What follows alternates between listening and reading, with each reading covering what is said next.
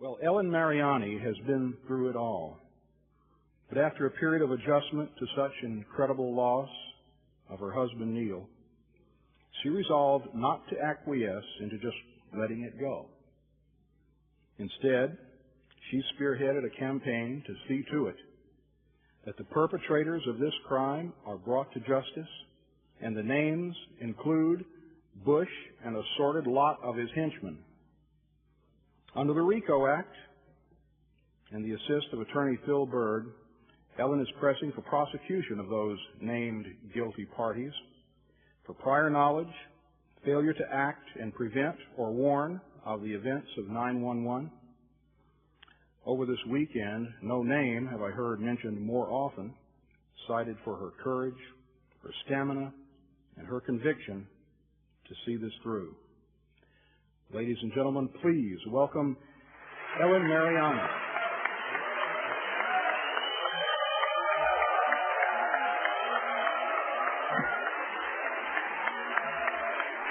Thank you.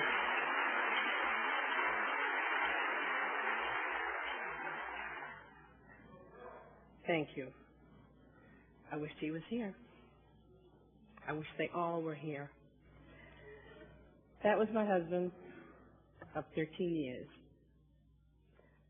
He was a neat guy. He was not my first husband. I had a terrible marriage, never to get married again, ever. There's a cute little love story that goes with that. I'd already left the area of Massachusetts and gone to California, Southern California.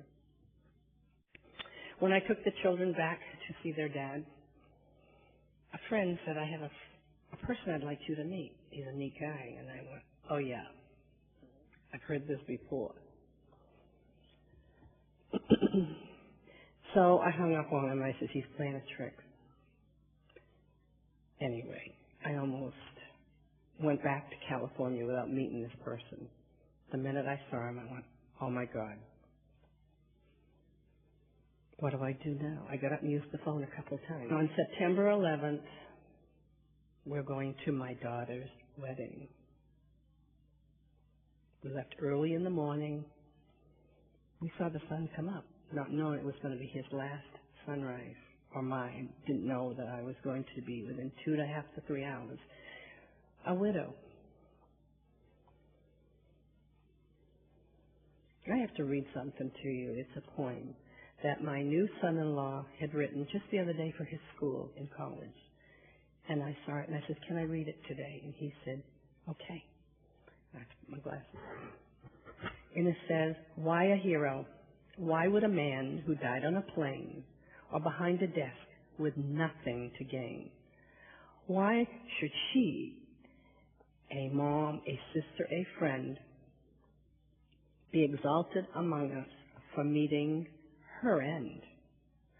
Why should a child on its last ride, who suffered in innocence, who gruesomely died, why are they heroes?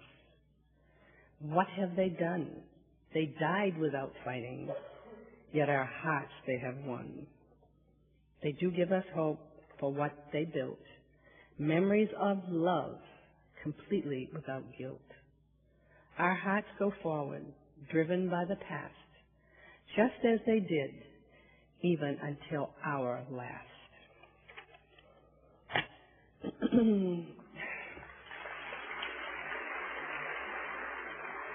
That is Neil. He was very kind. He wouldn't hurt anybody. This is where we were going together on September 11th, to my daughter's wedding. If you notice what's in the background, where the flag is, what I went through for the next 10 hours was hell. It was hell. We'll tell you. I was on American Transair. My husband, who the last minute I coaxed him to go, we really didn't have the funds. So I went up into my attic and I went, I can use this for my yard sale, and I just went right through. We had a beautiful yard sale. Now I said, now you can go. I've got to live with that. I arrive at the airport, him and I, at about 4:15. We had already made arrangements to park the car for a week. Couldn't find the place to go. They had barricaded everything. Believe it or not, we drove around 3 times. This is in Boston, the Logan Airport.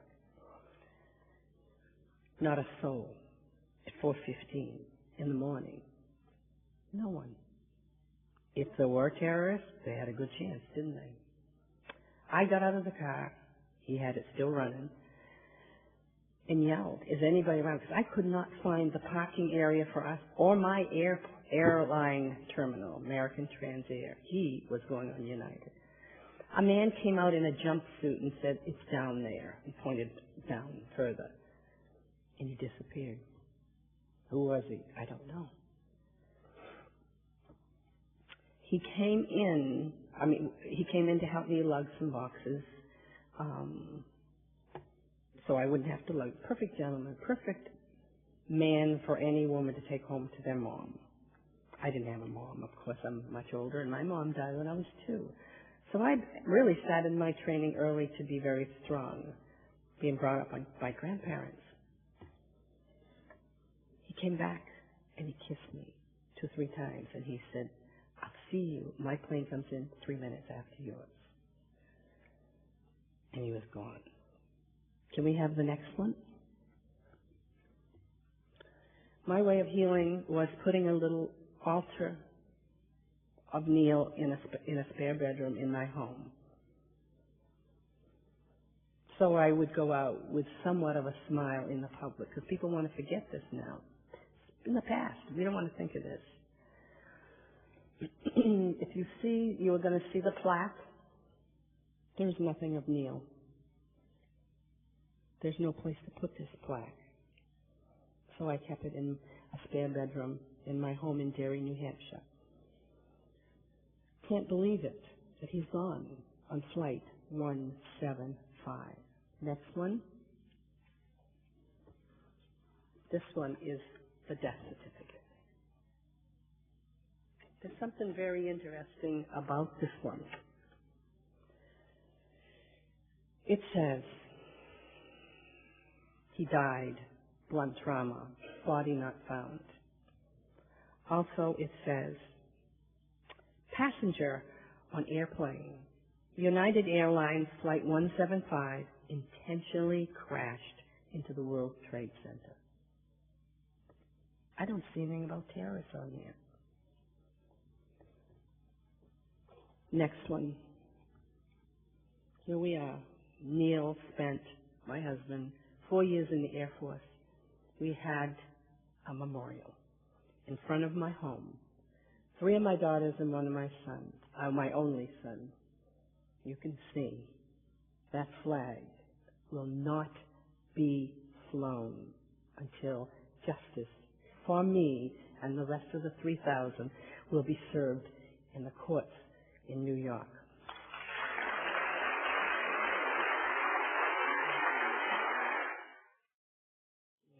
This is my goodbye letter to Neil. 3 kisses and goodbye. 3 hours at my airport after I was told by a Chicago news reporter when I asked him to go find out what was going on. He come back and he told me, your husband's plane crashed. I remember turning my face away from him and grabbing my ears because I went deaf for a minute. I don't know how long I was there, but I know there was a lot of people still there. I turned around to say something to him, and he was gone. Everybody was gone. It was like a twilight zone for me. And I kept pep-talking myself, it's going to be okay. Whatever it is, I can fix it, right? No, I can't. I didn't ask where. I just figured he's gone. When I feel better and can comprehend, I will ask further. I had a hand on my right shoulder, said, please come with me. I looked, and she was an American Transair trauma specialist. That is where the Chicago news reporter had gone to get help. I spent 3 hours in my terminal trying to call United Airlines. They wouldn't pick up. They wouldn't answer. I didn't want to look or talk, but I noticed the faces were very different. People were not, they were looking down. After 3 hours, I was tipped off that the hub isn't very far away from Midway. Let's go. So I went. They weren't very nice to me. They were very nasty to me. They took me to a red room and locked the door with my travel lady, and she said, "You can leave now." And I said, "She's not going to leave me," because I asked her not to. Next 7 hours, I sat there. Beautiful. Tears rolling down her eyes. I'm saying, what is she crying for? She knew I didn't know what happened. I did not know where that plane had crashed. She did say to me, "Would you like to watch TV?" I said, "Oh, no. I got to use a pen and pencil to figure out what I'm going to do." He was my breadwinner. He was my best friend. So we went 7 hours sitting there. We had to ask for food. I'm not here to bash an airline. I'm telling you what happened. And I happened to turn around, and they were dirty looking at me, and I'm thinking, what have I done? Finally, they took us out of this locked room and put us in a training room where there's a lot of phones. Now I can go to the ladies' room without asking to unlock the doors. 8:20 at night. Mrs. Mariani, pick up the phone. I pick up the phone. It says, "A woman, Louis Neil Mariani, was on plane 175. Boom. Nothing else. Nothing. No sorry. Nothing. My other daughter, the newlywed-to-be, made arrangements for me to go into a church family's home. I didn't talk on that ride. I didn't know where I was going. I didn't ask any questions. I had time to do that tomorrow. I didn't sleep all night, of course. Bad dream? No, it was real. But when I did get up a couple times, I wrote, when my memory was there, get an attorney. I got the attorney. He called United Airlines the next day because my husband had a lot of cash on him from the yard sale. Everything was gone. Him, everything. What am I going to do? So when I got back the next week, we did go through with the wedding. Everybody was there. Your media was there. I was in shock. I tried to keep the girls lifted up, dying inside, but I did it. That's what I was taught to do. I was taught to help others. I took care of the mentally handicapped in my home. I took care of veterans in my home. I took in unwed mothers, babies right from hospitals. We're taught from little, you help others. You do not feel sorry for yourself. That did help a lot. But my grandma always said, if you fall, brush yourself off and continue. I had to been brought up by my grandparents because my mom died when I was 2. So I had a little training there I didn't realize. She was a very wise woman. The next day I asked, where was his plane that crashed? What happened? She turned the TV on. I couldn't believe it. Can you imagine what I would have done to United's terminal? If they had let me see this the day before, I would have gone right up in their face and said, "You're going at me?" Because later, so for the next 4 days, I'm stuck there. I had no family, no loved ones, me. Every day I would call, when is the plane going up? Mrs. Mariani, you do not call us, we will call you.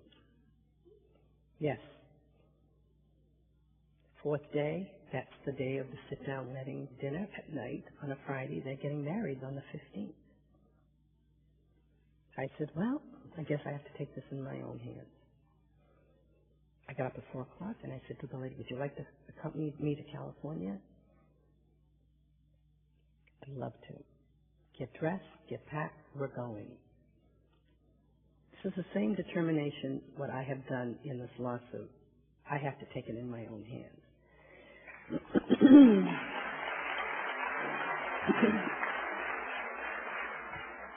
Now I'll speed it up. I called United at 7 o'clock. I says, this is Mrs. Mariani, we will tell you when you leave. No, I'm going to tell you. My tears are on the shelf. You are murderers. I'm your boss right now.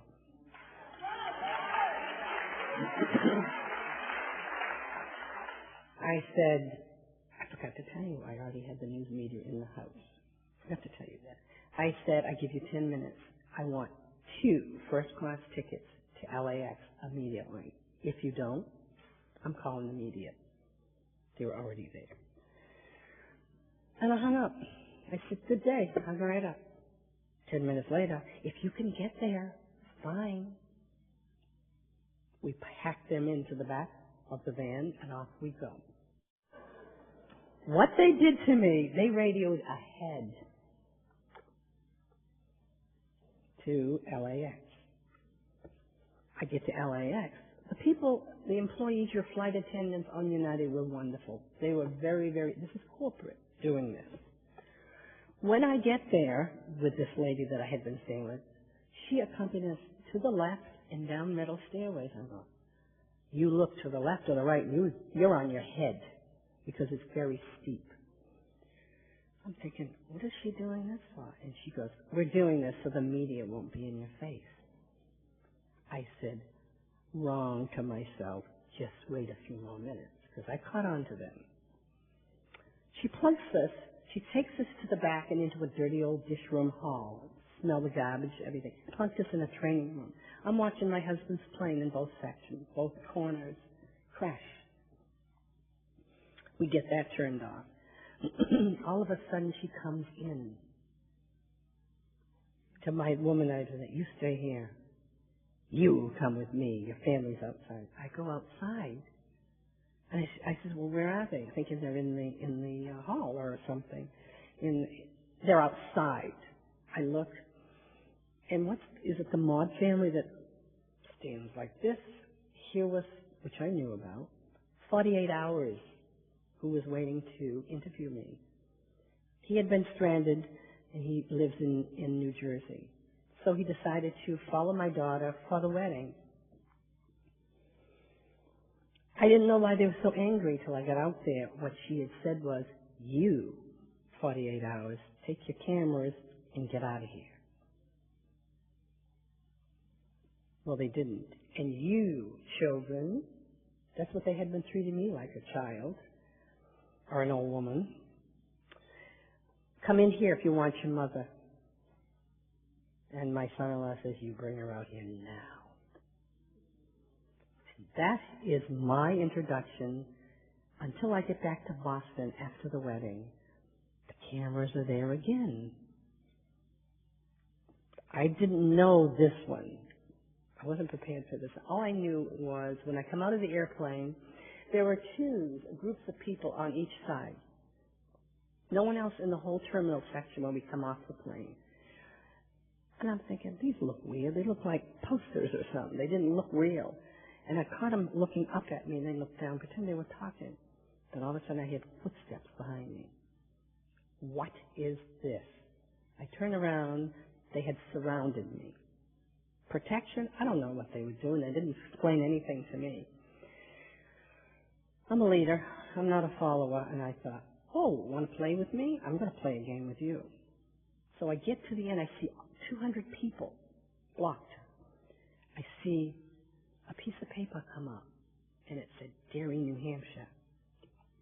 I knew there was going to be a reporter wanting to talk to me. So I almost get around the corner, and I thought, watch this. I'm thinking this to myself. This is a good way to keep my mind occupied.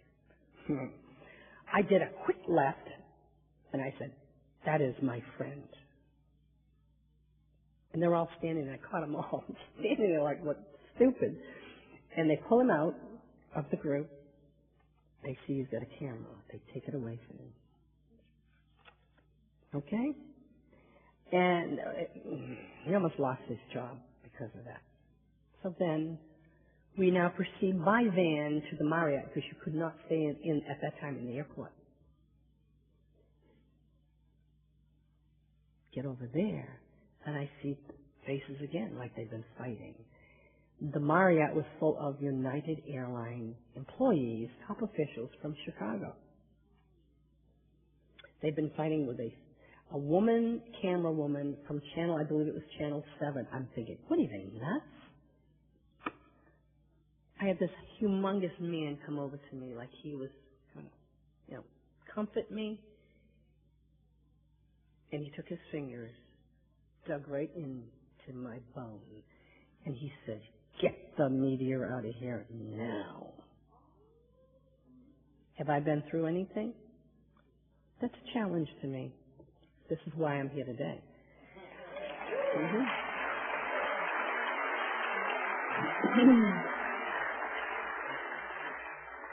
I was taught, taking care of the mentally handicapped, how to defend myself. Here I got a mental person attacking me. And I looked him right in the eyes. That's what you're supposed to do. I looked right into his soul, and I said, you or no one is going to tell me who I can and cannot talk to. Do you understand? Do you understand? And I repeated it. He's looking at me, and he's backing away. I said, come back here. I want your name. I'm not giving you my name. I thought, okay, I'll find it out. 3 weeks later, I had to call because there was one nice one in the group, and I happened to have gotten his card from my girlfriend who was there. So I called the nice one, and I said, I just want to thank you for being nice. And the other one, oh, you mean so-and-so and so-and-so? Gave me everything I wanted. Okay? Now I want to quickly, because before they come up with something else, the reason you're probably thinking, why did Neil go on a second plane? I had my ticket 2 or 3 months before. And that yard sale provided money, and he, the last minute, went to the computer, and he said, you sure I should go? And I'm all positive, and he's more laid back and a little nervous about bills and things. I said, for crying out loud, you've got to be positive. You're making me nervous, so I go to the kitchen and I do dishes. Because he's like, are you sure I should do this? So he comes out laughing. What is so funny? He says, how much did your ticket cost? Senior discount, it was 200 and something. His was less. Going on the computer, non-stop. I said, you stinker. Ellen, he said, in a perfect gentleman, he said, because I had carpal tunnel, I should be taking your ticket and taking the boxes on my plane. And I said, no, it's too late. They won't do that anyway.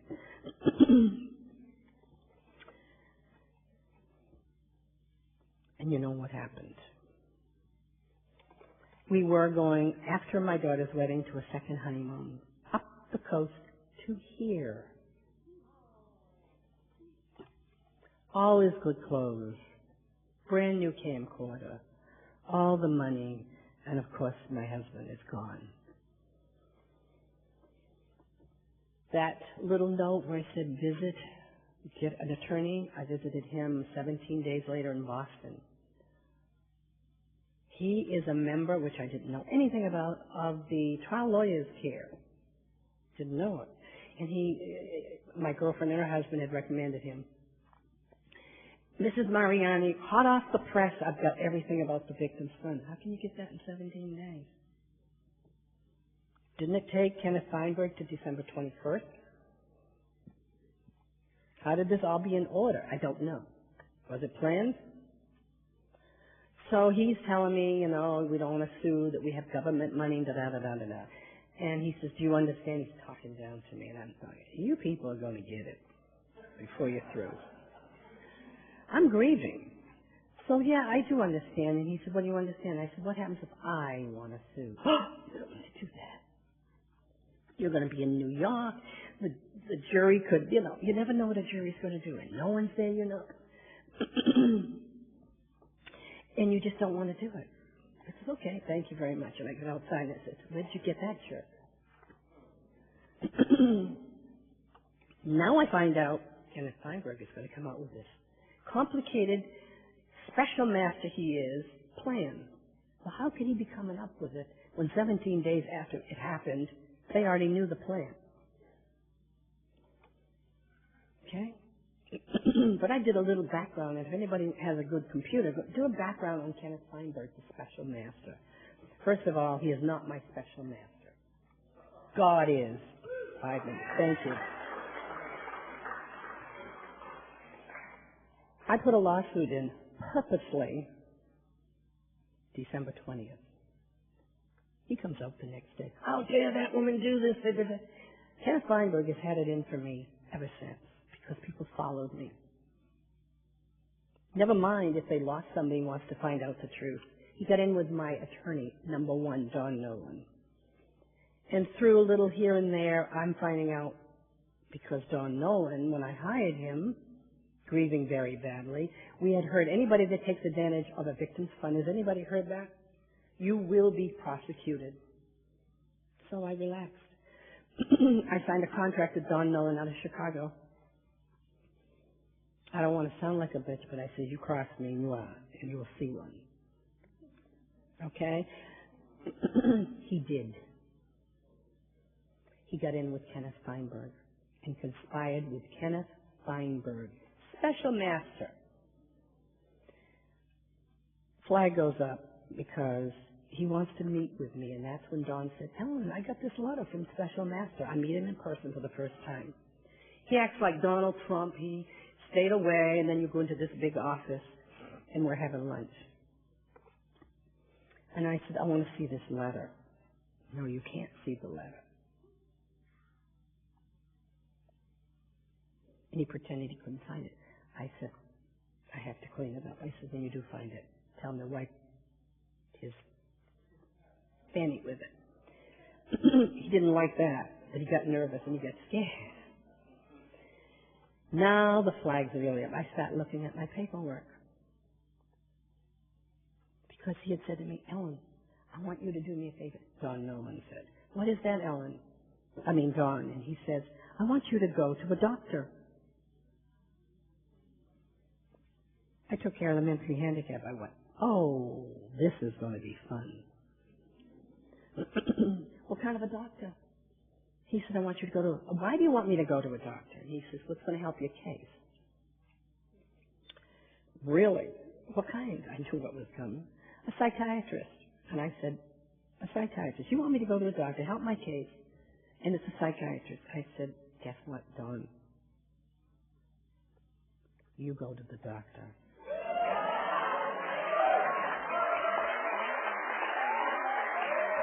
Yeah.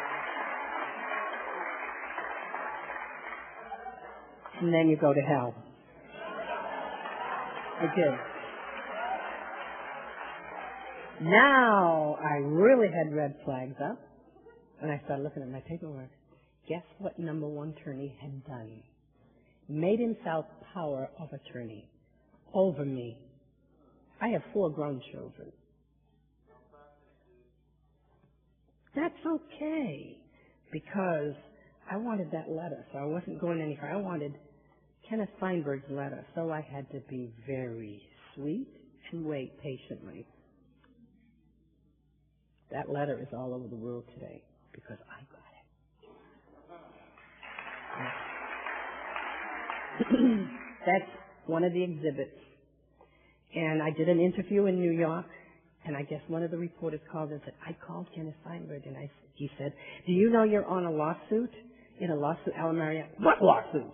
He goes, Ellen Mariani's racketeering and corruption lawsuit. Yeah. Actually, you have a letter in there. What letter? I didn't write any letters. He said it twice to the guy, and the guy had called in the radio station. Oh, do not laugh. You see, they always get caught. My grandmother says, we have one mouth, two eyes, two ears. Walk softly, carry a big stick, and you will get them. You will get them. 3 kisses and goodbye. I, as your wife, have searched for sane answers to what happened on that beautiful, sunny, warm Tuesday, September 11th. You, Neil, were so tanned and fit, happy to be leaving with me before dawn from Boston Logan Airport. You and I were traveling on separate planes to California wedding of my daughter, Gina, your stepdaughter. You decided to go out for the wedding at the very last minute, and to help pay for the tickets, we held garage sales. Neil, I will never forget when we said goodbye at the Boston Logan Airport. You kissed me at the curb and said, goodbye, Ellen. Then you kissed me again inside and said, see you, Ellen. Now, he's not one of these people to kiss in public. I'll arrive 3 minutes after your plane lands, and he walked away. Oh, then all of a sudden he came in like a little boy, and he gave me a third kiss and a big hug, and he was perspiring. And I'm thinking, he hadn't gone on a plane since we were courting in 1987. And I thought he was perspiring because he was scared. He didn't like flying. I looked back to get a last one for you, and he was gone. Neil, you never made it to California for Gina's wedding. That's September 15th, 2001. I left 2 hours before you and had a scheduled layover in Chicago. It was there that I found out what had happened to you. Your plane, United Flight 175, had crashed into the Second World Trade Center. You, as my husband, were gone in a ball of fire. The September 15th wedding of Gina's went on in defiance of what had happened on September 11th. Now, as I stood as a new widow of 4 days, Gina asked me to give her away to be married. I wore 2 yellow roses and made a toast in your remembrance of you. Neil, my life as a widow is now still, very still and very eerie. I cannot hear your voice or see your handsome face. Many reminders make it hard, like the birthdays 2 days before Christmas. Also, I will remember July 30th, which would have been our 14th wedding anniversary. There is nothing left to you, no resting place or a grave site to visit, just an empty hole in my heart and the heartache without you. I realize the sun has shone once again as it did on September 11th, 2001. When we parted for the last time, you as my husband, but isn't the same anymore. I have wanted to be with you so many times since that day and had wished I was with you on that plane, giving each other comfort like we had done so many times throughout our marriage. This was not to be in the plans for us. Now it is my job to go on without you. I will always have the memories that we shared together, and I thank God for you being my husband for 13 years. Now I walk alone. Not really. Without you. For death did we part. My hope and prayer to God is that we all find peace, comfort, and support one another as we go on living without our loved ones. Peace and God bless us all. Ellen M. Mariani.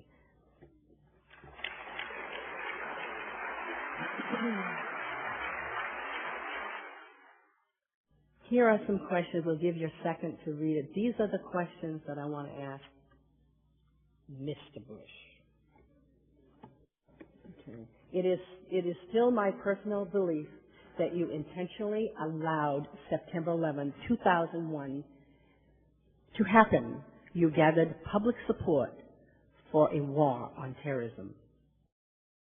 I find it distasteful for you to use our disaster of death and destruction for your political gain.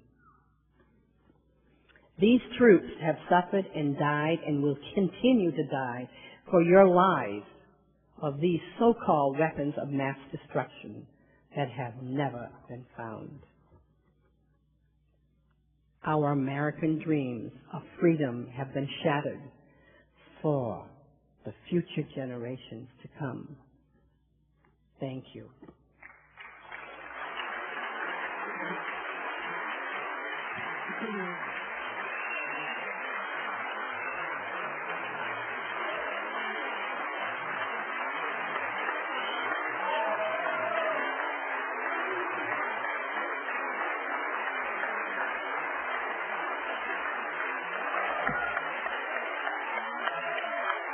Thank you.